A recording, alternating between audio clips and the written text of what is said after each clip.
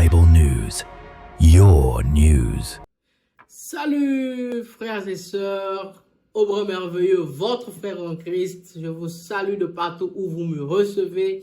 Que vous soyez bénis par la grâce et la paix de notre Seigneur Jésus-Christ. Aujourd'hui, j'aimerais discuter un peu avec vous. Pourquoi Jésus-Christ? Je ne sais pas si vous avez déjà reçu cette question ou si vous-même vous êtes déjà posé cette question, mais pourquoi Jésus-Christ? Parce que d'abord, nous vivons dans un monde où il y a plusieurs cultures, où chaque culture a son propre code moral, chaque culture a son propre code éthique. Alors, pourquoi seulement Jésus? Parce que chaque culture aussi va présenter son propre Seigneur, va présenter ses propres divinités. Alors, pourquoi Jésus? Pourquoi Jésus en Afrique? Pourquoi Jésus en Europe? Pourquoi Jésus en Asie? Pourquoi Jésus en Amérique? Pourquoi Jésus en Océanie? Pourquoi Jésus? Parce que si, avant l'arrivée des Européens dans le tiers-monde, il y avait déjà des cultures d'adoration, il y avait déjà certains codes moraux, certains codes d'éthique. Alors, pourquoi Jésus? Alors, pour répondre à cette question, je veux un peu essayer de définir certaines questions qui peuvent apporter la lumière et la compréhension sur ce thème. Pourquoi Jésus? Alors, pour cela, on doit comprendre certains mots, certains thèmes clés sur lesquels je vais essayer un peu d'exposer. D'abord, on doit comprendre sur la création, sur le péché, sur la séparation entre Dieu et l'humanité et sur la rédemption. Parce que lorsque nous regardons le monde actuel, nous regardons les cultures actuelles, nous regardons les religions actuelles, on arrive à une solution. L'homme a besoin de salut. Parce que seul l'homme ne peut pas. Parce que le mal est multiplié. Mais qui peut être capable d'apporter le changement véritable au cœur de l'homme? Pourquoi tant de guerres? Pourquoi tant de conflits? Pourquoi tant de haine?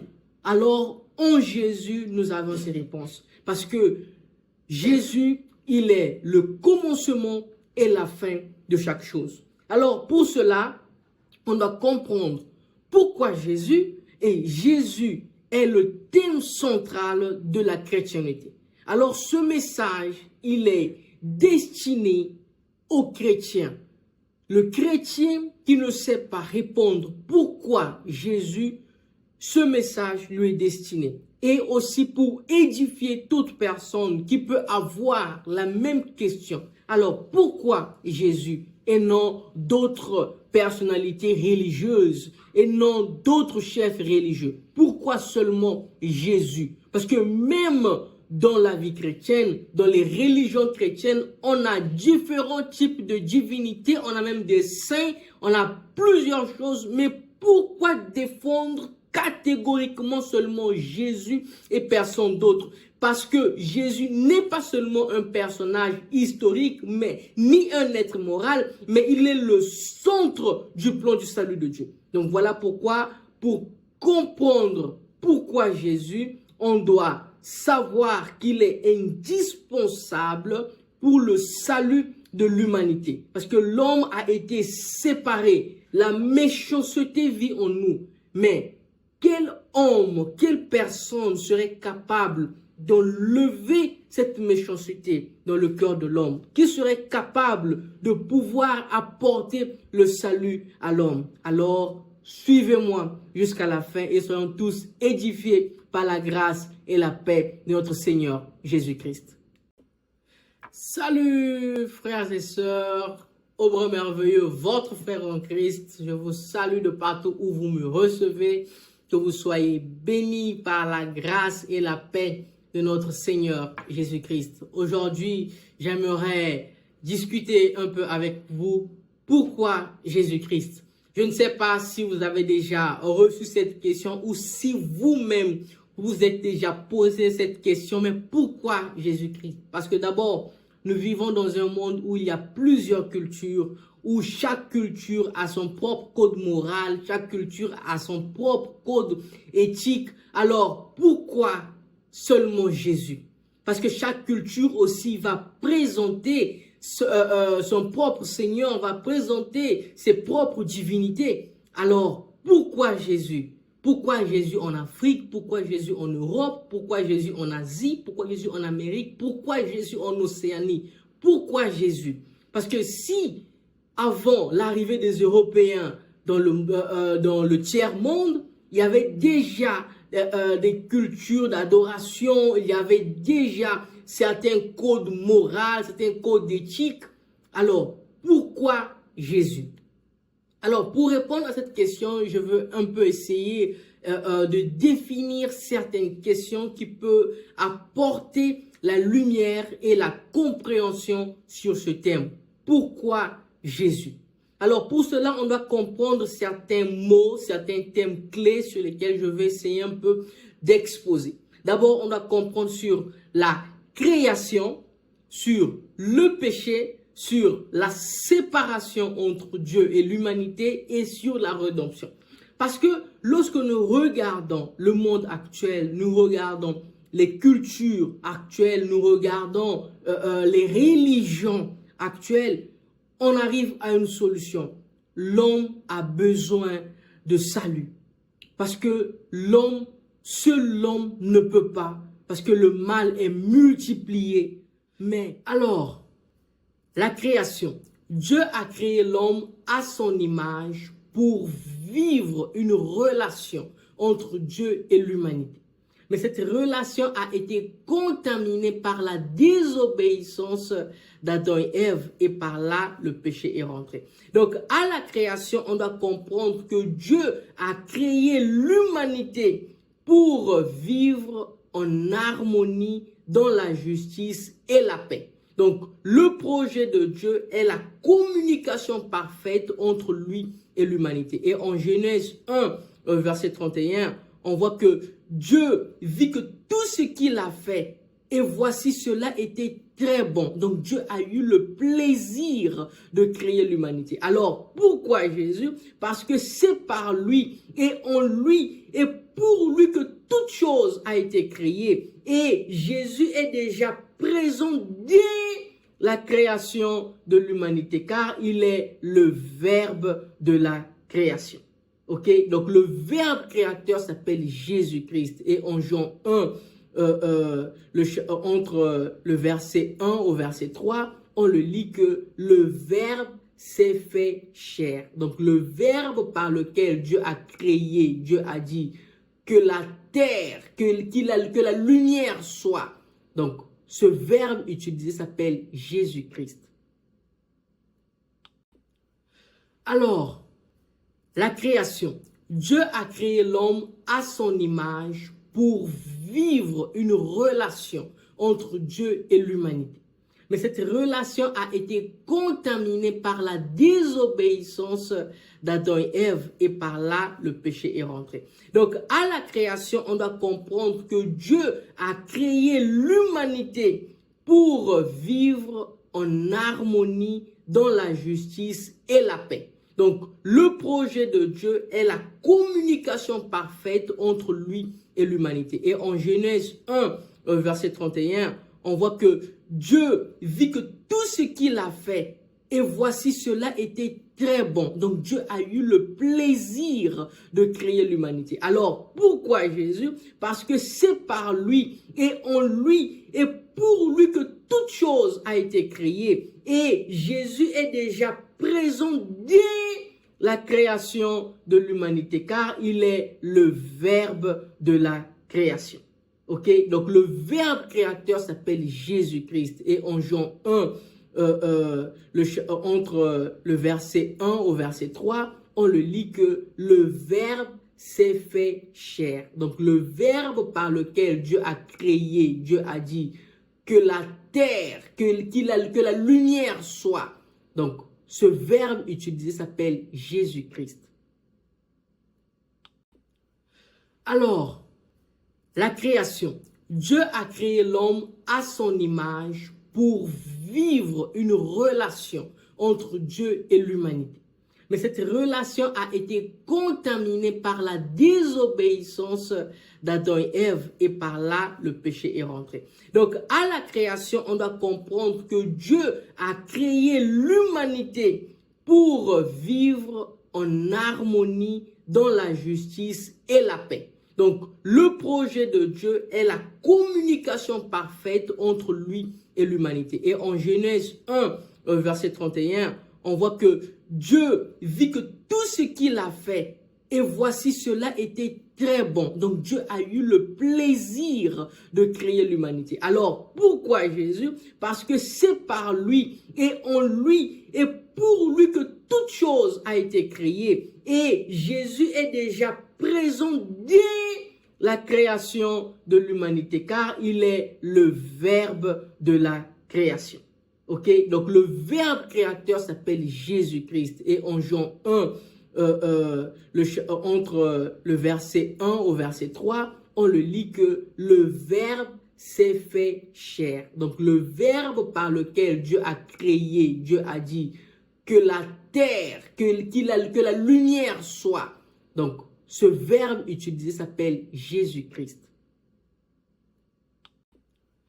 Alors, la création. Dieu a créé l'homme à son image pour vivre une relation entre Dieu et l'humanité. Mais cette relation a été contaminée par la désobéissance d'Adam et Ève et par là, le péché est rentré. Donc, à la création, on doit comprendre que Dieu a créé l'humanité pour vivre en harmonie dans la justice et la paix. Donc, le projet de Dieu est la communication parfaite entre lui et l'humanité. Et en Genèse 1, verset 31, on voit que Dieu vit que tout ce qu'il a fait, et voici cela était très bon. Donc, Dieu a eu le plaisir de créer l'humanité. Alors, pourquoi Jésus? Parce que c'est par lui et en lui et pour lui que toute chose a été créée. Et Jésus est déjà présent dès la création de l'humanité, car il est le Verbe de la création. Ok, donc le Verbe créateur s'appelle Jésus-Christ. Et en Jean 1, entre le verset 1 au verset 3, on le lit que le Verbe s'est fait chair. Donc le Verbe par lequel Dieu a créé, Dieu a dit que la terre, que la lumière soit. Donc ce Verbe utilisé s'appelle Jésus-Christ. Alors, la création. Dieu a créé l'homme à son image pour vivre une relation entre Dieu et l'humanité.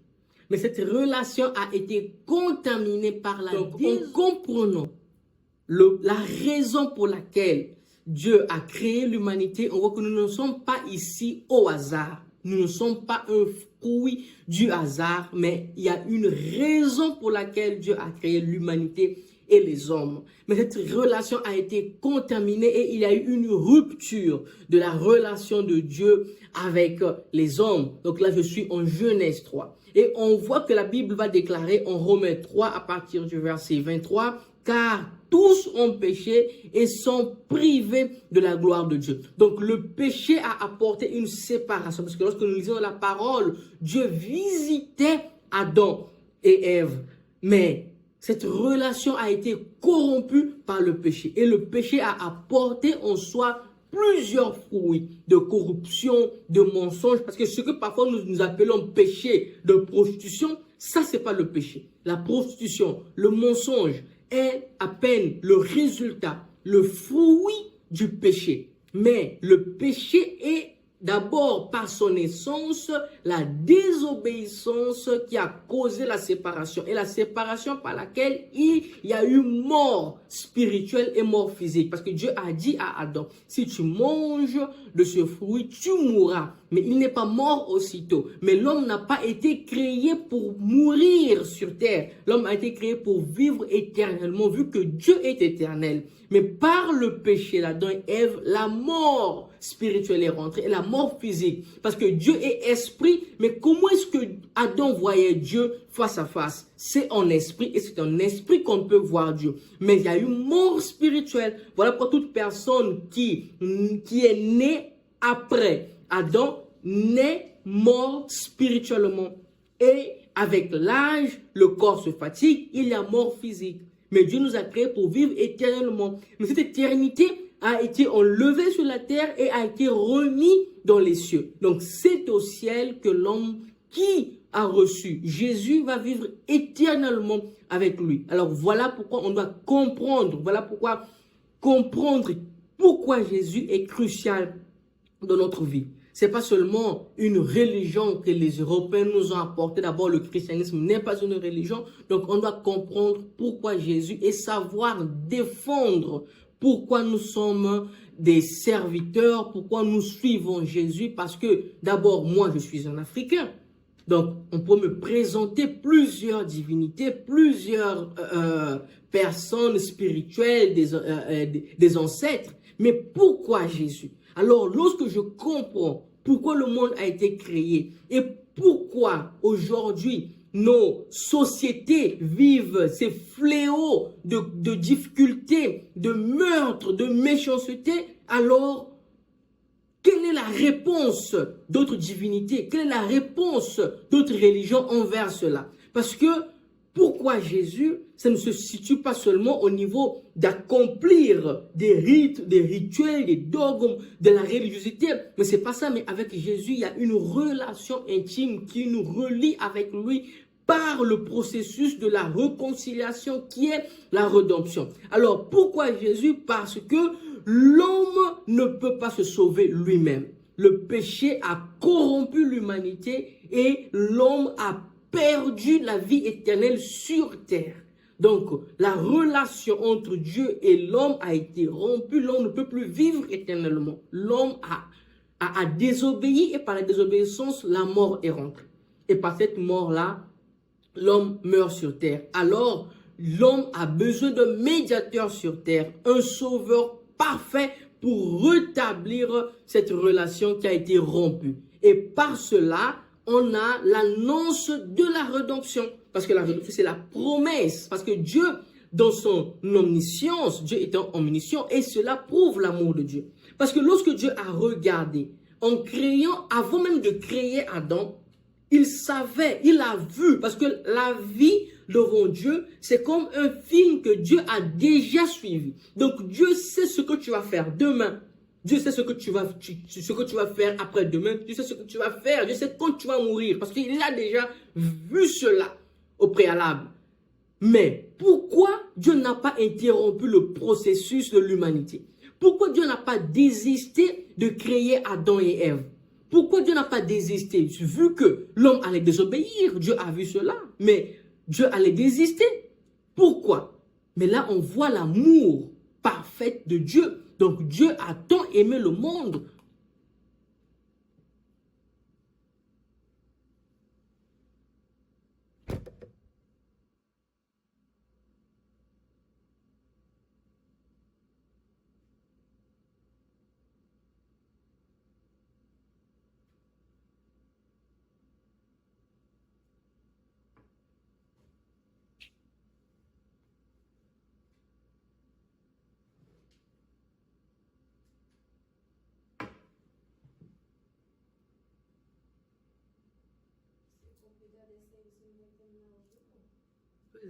Pois é. É porque tá vendo no vídeo, tá se pousando em cima de mim.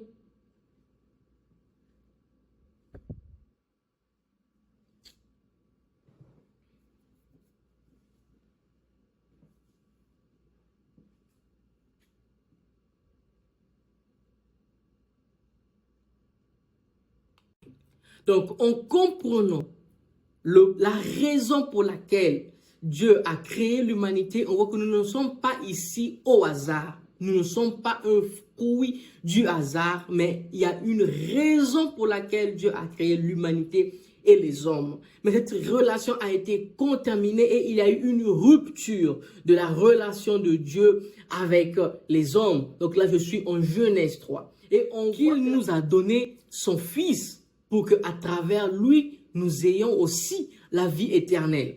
Alors, pourquoi Jésus? Parce qu'il a accompli le plan parfait. Toutes les prophéties messianiques s'accomplissent en Jésus. Et il est le Messie attendu. Il est loin de Dieu. Donc, la rédemption s'accomplit en Jésus. Donc, personne, des personnes religieuses, des chefs religieux, personne ne s'est révélé comme un rédempteur, comme en celui en qui le péché perd la force. Parce que voilà pourquoi il est l'agneau qui tire le péché du monde. Parce que le péché est rentré par Adam, mais le péché sort par Jésus.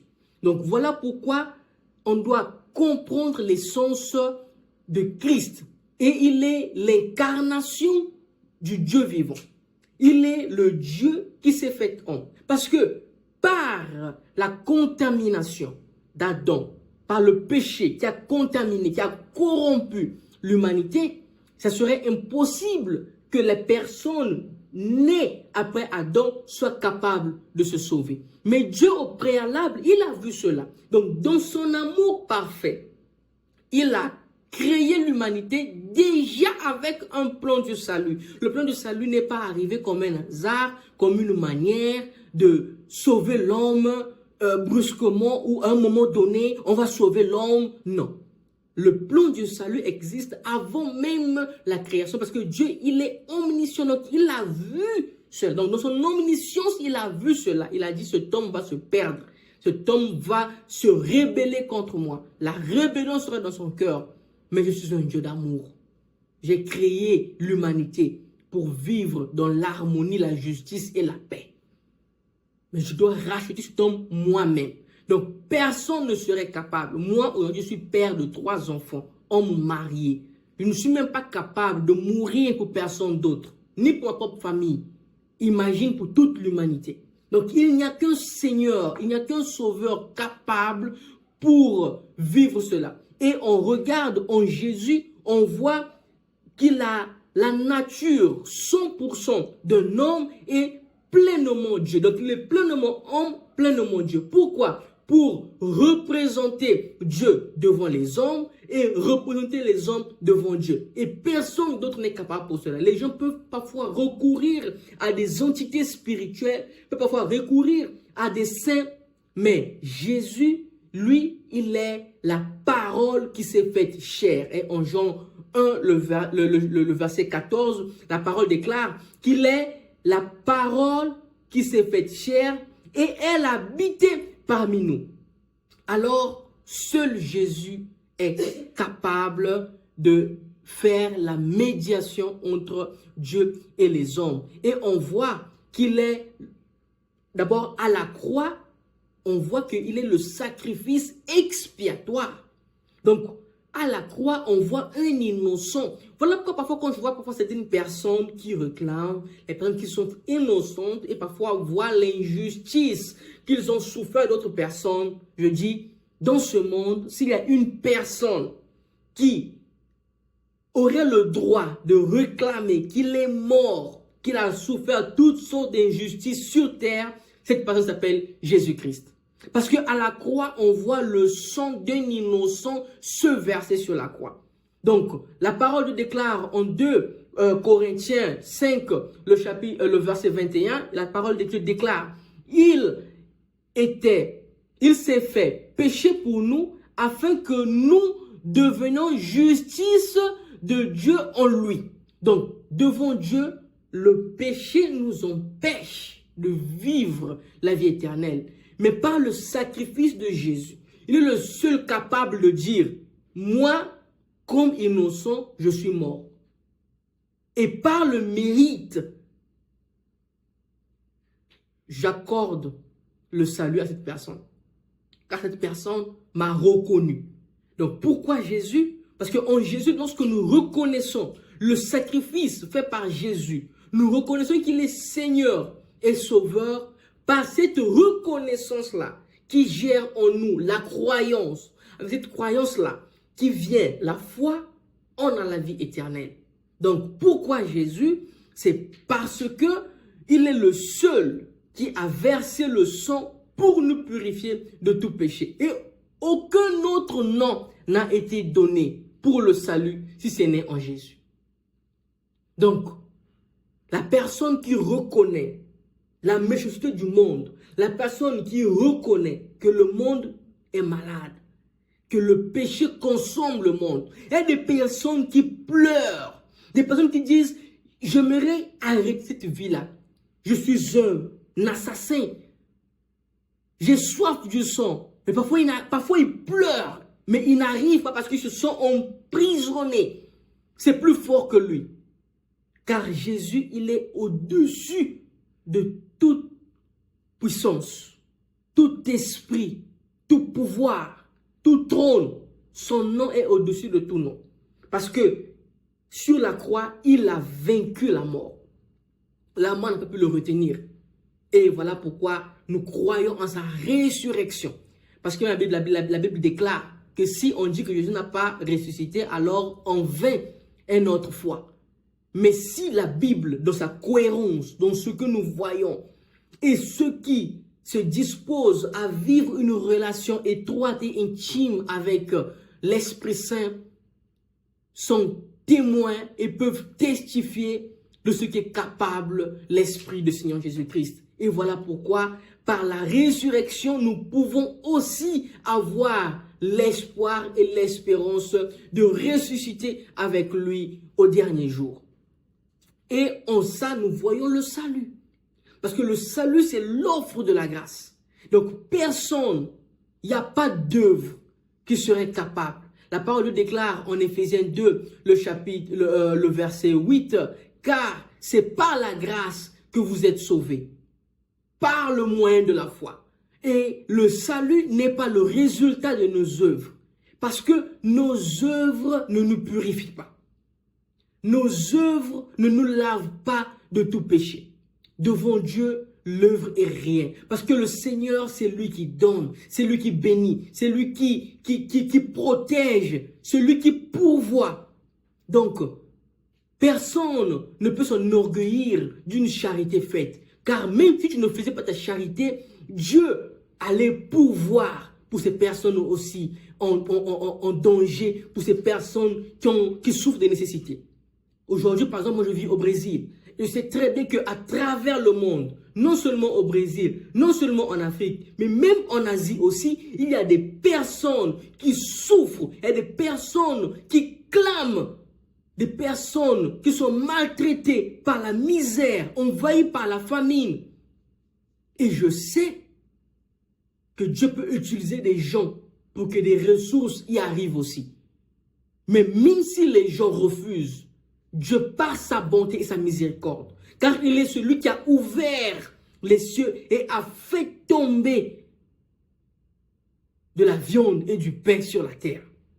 Donc, ce n'est pas la charité de l'homme qui peut le pousser à s'enorgueillir devant Dieu. Ce n'est pas la charité. Ce n'est pas des bonnes œuvres. Mais devant Dieu, nous sommes sauvés par la foi. Alors, pourquoi Jésus-Christ? Parce qu'il est le seul chemin qui mène vers le Père. La parole de Dieu déclare en Jean 14, le verset 6, « Je suis le chemin, la vérité et la vie. Nul ne vient au Père sans passer par moi. » Alors, il n'y a que Jésus qui est l'unique chemin et la vérité et la vie. Alors, pourquoi Jésus? En Jésus, nous avions une transformation, nous avons une vie nouvelle. Personne par lui-même est capable de changer ou de transformer la méchanceté qui habite en lui. Il y a des personnes que je connais, parfois se disent, quand je regarde les chrétiens, je regarde leurs églises, c'est plein de mauvaises personnes, c'est plein de personnes qui font ceci, cela. Moi, je ne fais pas ça, moi, je ne fais pas du mal aux autres, moi, je suis cela, moi, je suis pas ça, je suis mieux que ces chrétiens-là. Donc, je vois que moi, je fais du bien, moi, j'irai au paradis. Mais l'orgueil de cette personne est suffisante pour lui bloquer le chemin pour le paradis et pour la vie éternelle. Car c'est avec l'humilité, parce que la parole le déclare, Dieu, il résiste aux orgueilleux, il donne grâce aux humbles. Donc c'est par l'humilité que la foi vient, c'est par l'humilité que notre cœur est ouvert. Donc, seul Jésus est capable d'apporter l'humilité dans le cœur de l'homme. Un cœur qui n'a pas Jésus, lorsqu'ils se sont bons, ils se sont parfaits, ils se sont au-dessus des autres. Alors, avec un cœur qui a Jésus, il se rabaisse toujours, car il sait qu'il n'est au-dessus de personne. Il sait qu'il est sur terre pour remplir une mission, pour un but précis. Il reconnaît le Seigneur Jésus comme son Seigneur et son Sauveur. Il ne regarde pas parmi ses biens, il ne regarde pas les voitures qu'il a, les maisons qu'il a. Il sait que tout cela est superflu. Dieu lui a fait grâce d'avoir de la richesse pour servir l'œuvre de Dieu. Mais il ne s'enorgueillit pas. Alors Jésus, en lui, on a l'espérance finale. On sait qu'il va revenir. Car sa parole est vérité. Pourquoi Jésus? Parce que c'est en lui que l'histoire se termine. On voit dans Genèse, il est présent comme le Verbe créateur, et dans l'Apocalypse, il est le roi sur trône. Donc, c'est par lui que la vie termine, et il est l'alpha et l'oméga. Hors de lui, il n'y a pas de salut, ni avenir, ni espérance. Seulement Jésus est capable. Et dans Apocalypse 22, au verset 12, on peut lire « Voici, je viens bientôt ». Car pour nous, bientôt peut être tout de suite ou demain. Mais pour le Seigneur, vu qu'il est atemporal, il est hors du temps. Donc pour lui, 1000 jours pour nous peut être une journée pour le Seigneur. Donc pourquoi Jésus? Parce qu'il est le chemin, la vérité et la vie. Pourquoi Jésus? Parce qu'il est l'unique dans l'humanité, capable de transformer le cœur de l'homme, de purifier. Car toute personne qui ont reçu une conversion véritable et réelle savent comment ils étaient avant et comment ils sont devenus après Christ. Donc, seul Jésus et sans lui, nous restons perdus. Personne n'est capable. La Bible déclare dans Romains 8 au verset 1, « Il n'y a point de condamnation en celui qui est en Christ. » Donc, en lui, nous avions la plénitude. Nous avions le pardon, la paix, la vie éternelle, la communication avec Dieu. Et il est l'espérance d'un monde restauré. Donc, pourquoi Jésus? Pour le salut du monde. Donc, je ne suis pas là pour vous convertir. Je ne suis pas là pour parler mal d'autres religions. Mais je suis là pour parler des questions logiques. Qui est capable de pardonner? Le cœur de l'homme est un cœur qui veut de la vengeance. Mais lorsque l'homme en Jésus, il comprend que l'homme a été créé à l'image de Dieu et que le cœur de l'homme déchu, le cœur de l'homme séparé de Dieu est plein de malice et de méchanceté. Alors, il n'y a que Jésus capable d'apporter le pardon. Pourquoi je dois pardonner l'autre personne? Pourquoi? C'est pas parce que je suis mieux que lui. C'est pas ça. C'est parce que l'homme n'est pas mon ennemi. En Christ, nous comprenons que le véritable ennemi de l'homme, c'est le diable, qui est venu uniquement pour voler, détruire, puis tuer. Mais en Jésus, il est venu pour que nous ayons la vie pleine, une vie éternelle, la plénitude de vie, non seulement sur terre, mais dans les cieux. Alors, pourquoi Jésus? Je vous repose cette question. J'espère que maintenant vous soyez capables de pouvoir répondre à cela. Je prie l'Éternel qu'il puisse compléter ce message dans votre cœur, qu'il puisse compléter ce message avec perfection. Que les mots que je n'ai pas su utiliser, les mots que je n'ai pas peut-être pu dire, vu que nous sommes des êtres humains, nous sommes limités, la parole de Dieu déclare que comme humains, nous voyons en partie et nous révélons aussi en partie. Donc, que Dieu, dans sa grâce infinie, puisse compléter ce message en vous et qu'il puisse aussi vous apporter l'illumination, la compréhension. Alors, si vous m'avez suivi jusqu'ici, mon frère, ma soeur, je vous remercie infiniment. Likez la vidéo, laissez vos commentaires, j'aurai le plaisir de vous répondre et envoyez cette vidéo à d'autres personnes aussi pour qu'ils soient édifiés de la même manière que nous avons été édifiés aujourd'hui. Donc, mon frère, ma soeur, je te salue dans la grâce et la paix éternelle de notre Seigneur Jésus-Christ. Merci infiniment. Ciao, ciao. The Bible News. Your news.